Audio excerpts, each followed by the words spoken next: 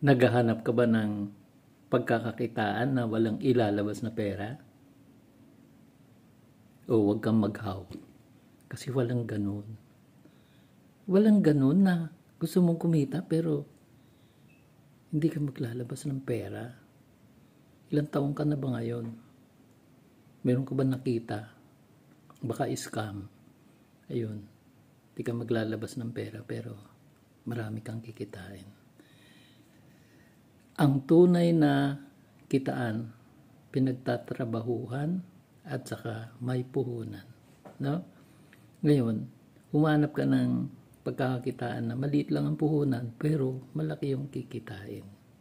So, kung interesado ka na kumita at real talk tayo, merong konting ilalabas pero depende sa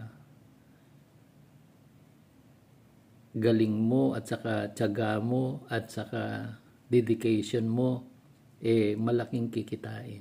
No? Sa simula, mahirap, pero dito tulungan. No?